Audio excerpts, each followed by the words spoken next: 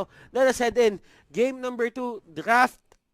Let's go mga kaibigan. Bren Esports, sila ang nasa blue side dito. Execration, sila ang nasa red. Yeah, for sure, Execration dito will look into the Lilia ban kasi pinakita na ng Bren Esports kahapon yan. And at the same time, for Bren, no, they need to adjust. Medyo overconfident kasi yung ginawa nila kanina. And right now, they're giving the respect that Execration demands. Tinanggal na yung Selena, pero syempre, the way that they answered the Esmeralda, the Terizla, hindi nila respeto, pinik pa rin nila Esmeralda. You can't do that against this kind of team. Execration, they will punish you for that. Okay. Sabi ng Bren Esports dito, tanggalin na natin yung Selena. Sa totoo lang, yung Selena talaga yung nagpahirap ng buhay nila kanina. Kasi kapag ikaw yung naglalaro ng Selena sa totoo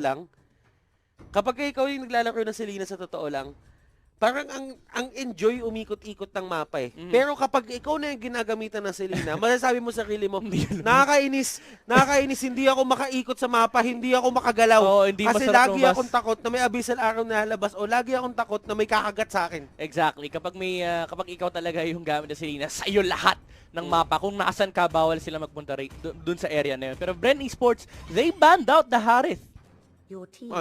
Sabi nila, Harris yung baban natin dito. Ayaw din natin ibigay kay Pakbet yan. Alam natin, kapag hawakan ni Pakbet yung Harris, malamang sa malamang, tapos na yung laro. And Lilia will be picked up here by Bren Esports. The reason why Execration chose to let go of that hero is kailangan kasi nilang tanggalin yung Esmeralda kasi wala na silang option dito. Yung Lunox na lang yung natitira. Pero even then, baka may sagot kasi yung Bren Esports with the Esmeralda and Lunox matchup. Execration will just opt to go for a Cho dito. Alam mo, we're not seeing Kaja picks dito come out. Parang ang nangyayari ngayon, mas pryo yung core. Umaabot sa point na talagang hindi mo na mararamdaman si Kaja as of now. Pero sabi nila dito, Bren Esports, kunin nyo yung Delia. Alam namin gusto nyo yan, pero ang trade-off niyan, isang Cho at isang Terizla. Yeah. Same strategy na ginawa ng Execration kanina. Tingnan natin kung lalagyan nila ng bagong flavor. I'm actually curious na kung kukunin kagad ng Execration yung Akai at this point kasi baka ma-ban out ng Bren Esports yun. Kasi if you're looking for ayan, kukunin nila yung Minotaur ngayon. And maybe tanggalin na lang nila yung Akai, pero safety pick muna siguro, Grok and Kari. Hindi, Sams. Sams yung nilakain. Okay, so ito yung ipanlalaban nila sa isang Terizla. At sinabi nga natin Terizla, yung wave clear niyan napakataas. Pero sabi ng Bren Esports dito, kuha tayo ng Sams, kuha tayo ng Grok para kapag nagsimula sila ng rotation, nagsisimula na din tayo nung sa atin. Yep. And ito may problema na naman yung Bren Esports. What will you let go? Akai or the Minotaur? I'm probably thinking of the Akai here for Bren kasi kung bibigyan mo ng Minotaur Execration, maganda yung buhay ni Lilia. Kasi if you give out the Akai during the team fight, talagang ang trabaho lang ni Chakano rito again is itulak niya pala yung Lilia. Okay. Carry, it's a good pick. Lunox na lang tinanggal ng Bren Esports dito. Ayaw na nilang bigyan ng Lunox si Pakbet kasi kung iisipin mo, yung dalawang hero ng Bren Esports dito, frontliner. So kapag na-bruise sila dito ng isang malaki ni Pakbet, medyo alanganin. Yeah. Execution dito, they banned out the Estes, no, just to limit the sustain ng Bren Esports. Kasi nakakatakot ito Lilia, Tams talagang prolonged team fight to and you have a Grok. And if you're gonna look at the lineup of Execution, wala rin silang pang control ng early game pressure na pwedeng dalhin sa Bren Esports. Pero this one is gonna be very interesting ni lock-in, mga kaibigan. Ito na sinasabi natin. One of the, sabihin natin, OG, hindi naman OG, kasi bago pa lang naman si Terizla. Sabihin natin, one of the best combinations na meron tayo dito ngayon is the Rafaela to the Terizla, but at the same time, Execration, yung lineup nila dito, yung first 4 picks sila nako-complement ng isang Rafaela.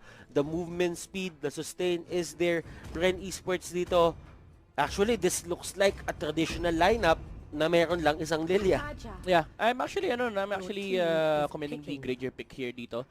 It's one of the few marksmen na kayang tumapat against kay Teresa. Although you'd want the better matchup with the Tams kasi mas mabilis mag-wave clear.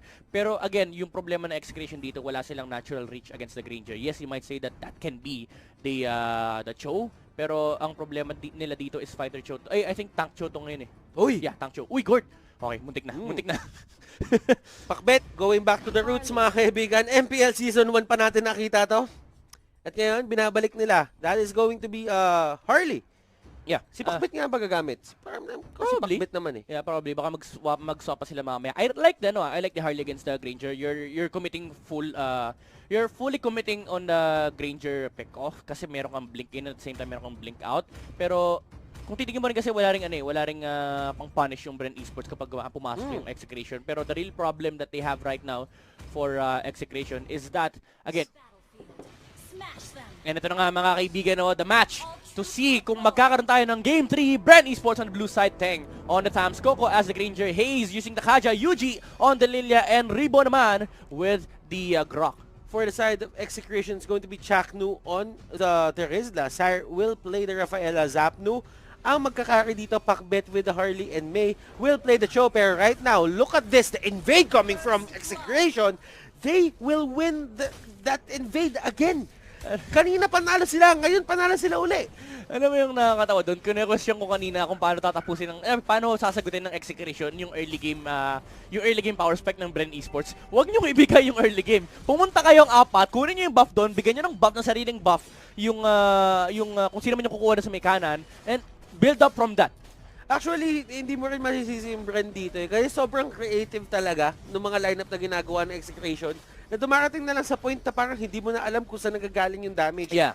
And to be honest, si Ribo dito, yung gamit niyang Grok, after no power of nature, ano na? And ito diba? Bren Esports kahit paano sumasagot sila sa leads, may bottom lane. They're pushing out the bottom lane turret. Walang magawa si Cho dito dahil mag-isa lang siya. Yung dalawang heroes na nasa mid lane ay busy din mag-clear ng wave. At the same time, may dalawang heroes din na kumukuha ng sarili ng buffs sa kanilang jungle. And Bren Esports, again, may constant trade-off kasi laging nakakaharap ng objective itong team na to. Ang bilis nakuha dito ng Bren Esports yung first turret of the game. But at the same time, Execration dito, looking at the hero of May, kayang-kaya niya kontrolin niya na hindi siya masyado nag-iisip. They just abuse the fact na nasa kabilang side ng mapa yung Execration dito. And inabuso lang talaga nila na tara, push na tayo agad. Yeah, you're definitely happy with that. Pero the Chaknu in a very dangerous spot. Pero that's at the Terizla, mga kaibigan, medyo mahirap patayin yan. Here comes Pakbet, hindi niya mapatay si Hayes. Kulang yung damage at that point. And mukhang matidelegado pa si Pakbet dito. May is joining up the Execution dito. Mapapatay nila si Granger as well as the Grok.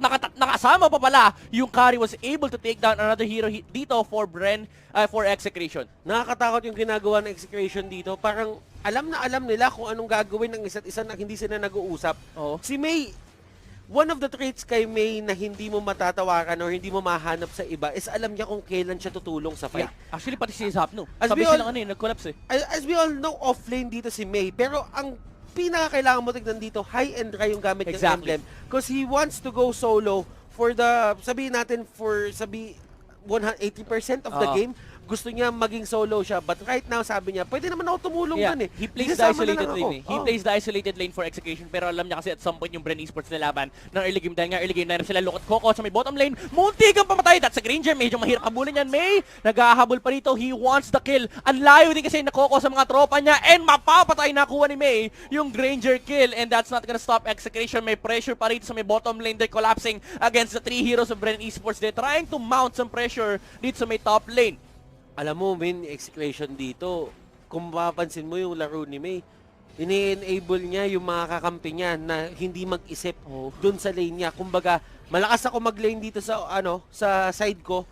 Gawin niyo gusto niyo, kayo magsama-sama, ako na bahala. Sabi niya, ako lang malakas dito sa lane na to. Di pwedeng may gangster dito. And Execution, kung isipin mo rin kasi yung ganung klaseng mindset, dalawang lane lang yung pinoproblema nila. Ang daling laruin ng ML. Okay. Madali laruin yung ML sir dito. Getting caught out, hindi siya makatalon. He doesn't really have the flicker right now. Pero, siya tutumba, pero the punish is there. Penalty zone. Nandun sa dalawa, UG dito trying to get away. The Lilia dito will use the black shoes. Pero Pakbet trying to go for the burst. Pero hindi nakakayanin. They will just back out. Smart move coming out from Execration. Bren Esports, they need to find a way to stop the bleeding. Again, Yep, they realize na ito yung kalakasan. For Execution grabe yung disiplina pinakita nila doon. Kasi nandun na nagpakita na si UG. That's the strength of the Lilia. There is a Terizla on the side of Execution. And ang gusto ng Execution dito, nagko-collapse into one target. Pero for Bren Esports, gusto rin nila yon kasi they have a Lilia. They have this hero that control a certain area during the team fight na hindi pwedeng lumapit ng Execution. That's why, nag-back off kagad. Disiplina. Sabi ng Execution dito, hayaan nyo namang matay. Si Syra dito, nakuha na natin yung kill na kailangan natin, mag-back out na tayo. okay. So, eto Kuya Midnight hindi nagagamit masyado dito ng Bren yung pick of potential na nabibigay ng isang Kaja. And right now, si Doc Ribo dito, 1-3-1. Hindi na naman nakakasabay sa tamang pacing etong hero na to dun sa may oras natin. Yeah, it's very hard for Bren Esports kasi medyo conflicting yung gusto nila gawin. Ribo sa may bottom lane, munti ka mamatay pero there's Pakbet doon sa may backlines and makukuha nila yung kill kay Grox sa top lane. Chakno with the penalty zone, nakatakbo ba si Teng dito? The Thams will be able to survive pero Chakno will not as Lilia was able to take that kill. Munti ka pa siyang mamatay doon, mind you, Execration multiple objectives at once pero Bren Esports, again, may sagot, that's gonna be a turtle for them. Hindi aabot si May dito. The turtle has been taken by the Lilia pero Execration naghahabol pa sila. Alam nila walang charge yung second skill. Yung Lilia natin kakaubos na kanina. Look at Pakbet with the intercept. UG dito, wala na siyang black shoes. Ginamit na niya. He will get bursted down. Zapno dito will even get the endless battle. Tempo kung tempo, map control kung map control mga kaibigan. Lahat yan, hawak na ng Execration ngayon. Grabe, Execration talagang constant punish. Yes, may sagot yung Bren, pero sinasagot din ng Execration yung sagot ng Bren. Grabe mag-exam to mga to. Lahat ng question may sagot. And they're pushing up the advantage once more dito sa may top lane. Look at the lanes being controlled by Execration. Tatlong lane, mind you si Lilia kailangan pang i-address yung bottom lane. So Execration maluwag na maluwag sila at this point. Okay, Blade of Despair nakuha dito ni May, Midnight. And just seeing kung paano yung laruin dito si UG, May will just go down. Naipit siya dun sa patibong mga kaibigan ni UG Boy. Yun lang, he wanted to burst him down kasi he knows na meron siya Blade of Despair, so there's the potential. Uy, actually napatay si Tam sa may top lane, hindi na nakasuntok para makapag-lifesteal. And ang gusto kasi gawin ni May sa may bottom lane, no, once you get the Blade of Despair on the show, you have this amazing combo na walang sagot. Yung kalaban mo, unfortunately, he was up against a Lilia na kapag nag-survive talagang delikado ka.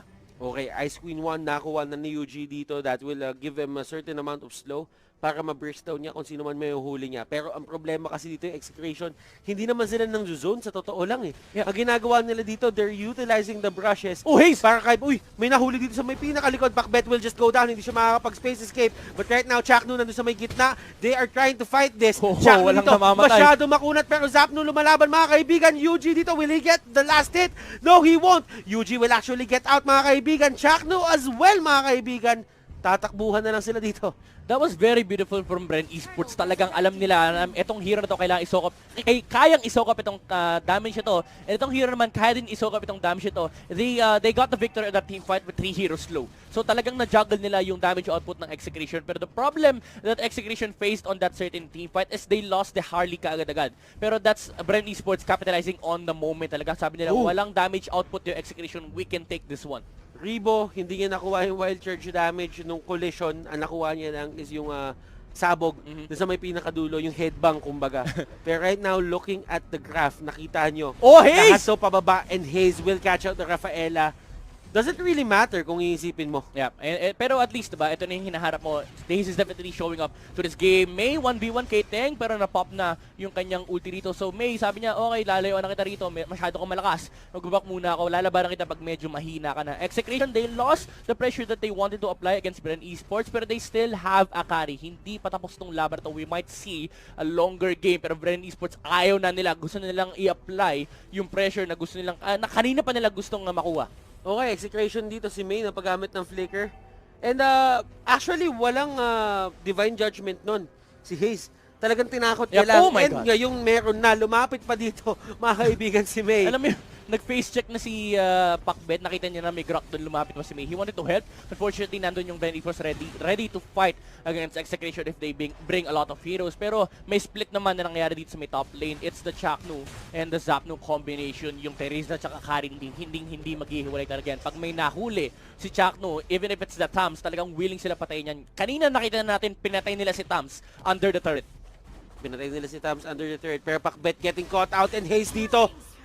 Grabe yung pinapakita ni Haze ngayon. Kung kanina hindi siya makahanap ng buwelo, ngayon buwelong-buwelo na siya just because of the fleeting time. Alam mo, Kuya Batos, ito yung sinasabi ni Haze, pinanganak ako para hilahin yung Harley. Kanina pa niya hinihila yung Harley. And yung again, yung sinabi mo kanina, 'di ba, si May, tinakot niya lang wala nga siyang divine judgment Trabaho niya lang hilahin si Harley kasi ito yung pinakamalaking problema na kinakarat nila against Execration. Pero look at this one, Chakno with the penalty zone, unfortunately, hindi enough yung firepower na Execration at this point. Chakno naharangan pa with the Guardian's Barrier, and that's a killing spree for the Lilia. Queen's Wings pick up by Teng dito, so hindi pa tapos yung Bren Esports. They they had a power spike with the item pickup ni Tams. Lalaban pa sila dito. Haze!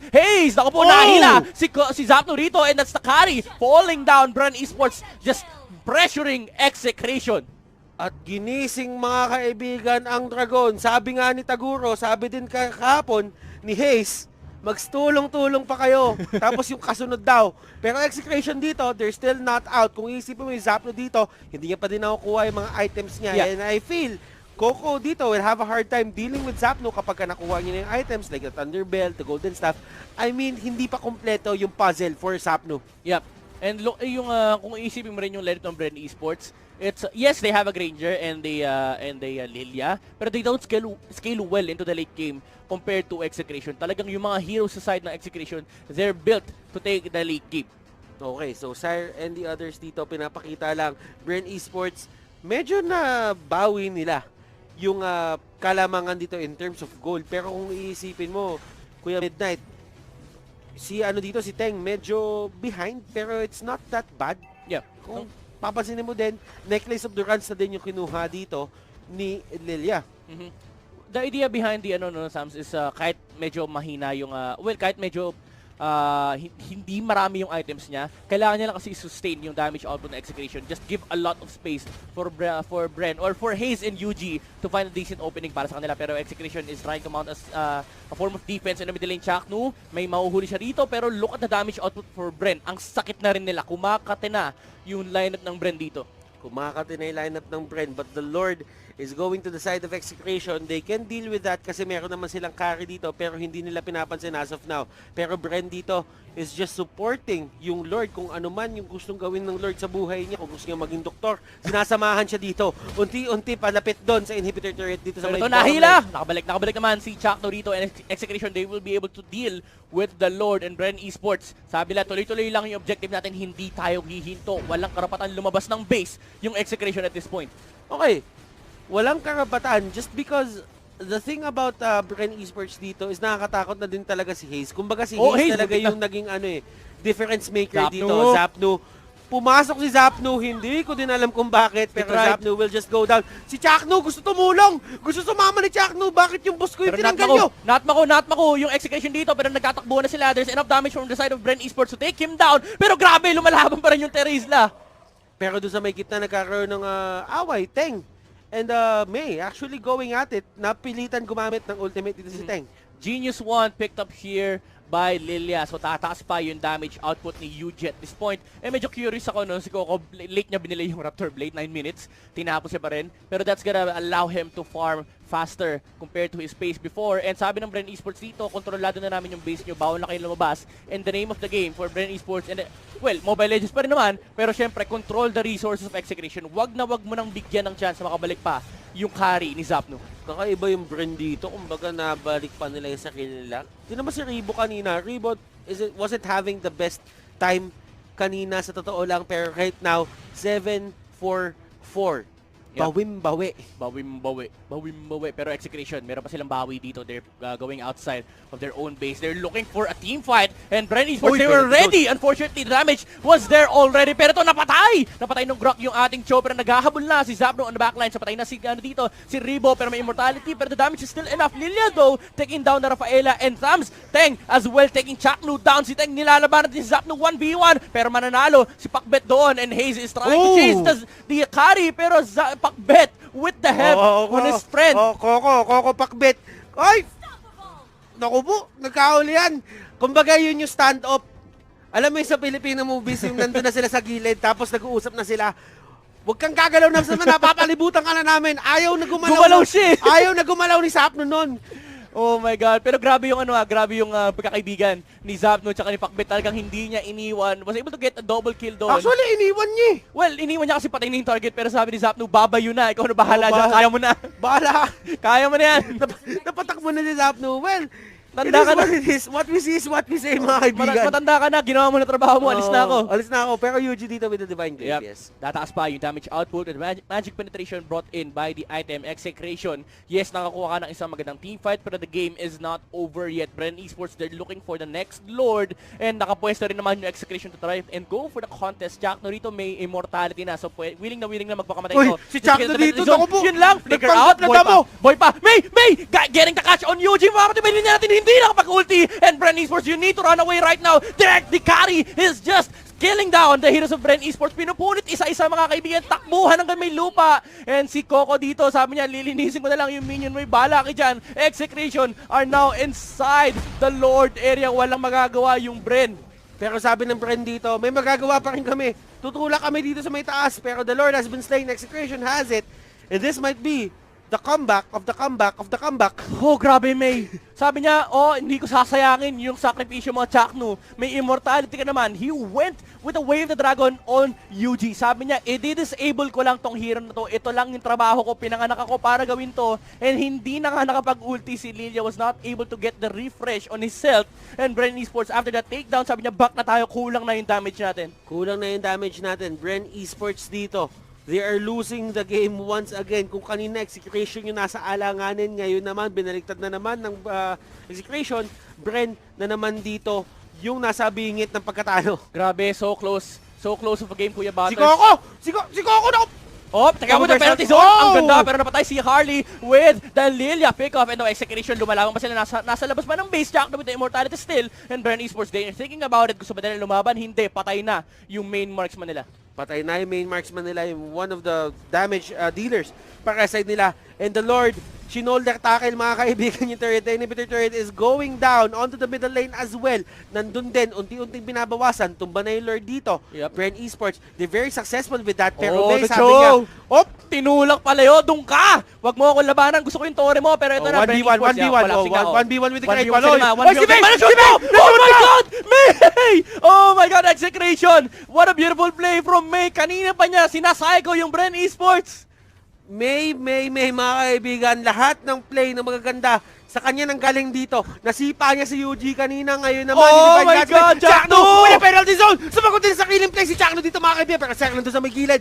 Pinipilit niya mag-heal. Pinipilit niya mag-heal, pero the sustain isn't really enough. Zapno dito, tumatakbo unti-unti, just kiting everyone. Immortality will be popped. Jackno dito will get caught out, pero the damage has been done. Bren Esports loses 2 inhibitor turrets on their side. That's value for Execration even though they lost the team fight. Nakakuha sila ng napakarami objectives. And, well, nag-respond din kasi si Coco. Pero at that point, sabi ng Execration, they're taking what they can take. Dahil nasa loob na sila ng base ng Bren Esports. Ngayon, hinihintay na lang nila mag-reset yung laban natin. 20 seconds for the Tams. Pero after that, magre-respond na rin yung Terizla tsaka yung Cho. Pero May, what a beautiful play. Grabe, Bren Esports, nahihilo na sila sa ginagawang pagsipa-sipa, pag-shunpo ng Cho natin.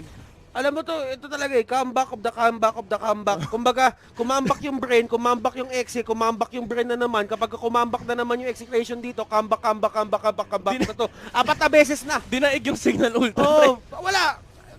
Naguguluhan na nga din ako sa larong to. Sabi ng Execration, hindi pa tapos ang laban. Kung kumamba kayo, kakambak din kami. And right now, tingnan nyo kung gaano kadikit yung laban. 20-18 yung kill score. 57,000 for both of the teams. Lamang lang ng 500. Sabi ni Yuji, kailangan ko na ng extra damage. Kailangan ko ng extra penetration. I will go for the arcane boots. Wow!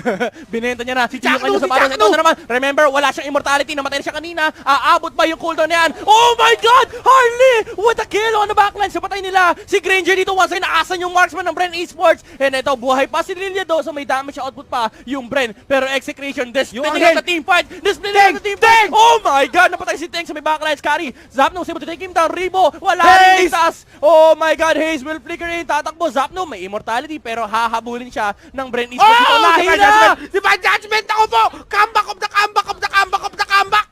Ang daming comeback na nangyari, mga kaibigan! kaibigan! Ang lalim ng Execration. Ang ganda na nung start nung team fight. Pero masyado silang nag-asim, mga kaibigan. Hinabol nila si Hayes when they could have gone for the turrets. Yes, wala silang minion wave, but the damage would have been enough para malinis yung base ng Bren Esports. And dikit na naman yung laban natin. 700 lang yung lamang ng Bren Esports. Pero right now, they're looking at the Lord. Ito na yung tatapos ng laro. Ito na ba talaga yung objective ng Bren Esports? Can Execration mount a good defense once more? Kailangan nila si Granger dito. Masyado mabagal pero aware. Aware dito ang Execration, mga Sakto. kaibigan. This might be the most important fight of the game.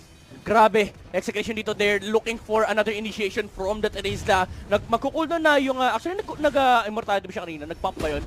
I'm not really sure, pero itong Coco medyo Oy! delikado. Oy! Medyo Coco! delikado yung Granger. Oy! Oh my God! Sabi ni Chakno, anong ginagawa mo? And si Ribo dito, wala rin siya magawa. Pero papatay niya na si Harley on the backlines with a catch from Hayes. Ginamit yung Divine Judgment. Pero Chakno, eto makunat-kunat pa to. May immortality ba? Wala. Pero masyado makunat. Nahuli sa likod! Nahuli sa likod! Hayes dito getting caught out. Pero mga kaibigan, sabi ni Chakno dito, kahit sino na lang. Kahit sino na lang. Yuji dito. Win a 1v1 si May. Oh, ayaw niya trying tantan to go ni for Lilia. the head. May, ayaw na. Immortality. Will it be popped? Yes, it will. One more hit. Oh my Oh goodness, my May. God. Wala siyang wave na dragon dito. Wala ding black shoes. And they will catch Yuji. Pero May will go down in the process. Chakno dito trying to help his May ally. immortality Pero, yan, ha? pero si Zapnu, nandun na sa may kita.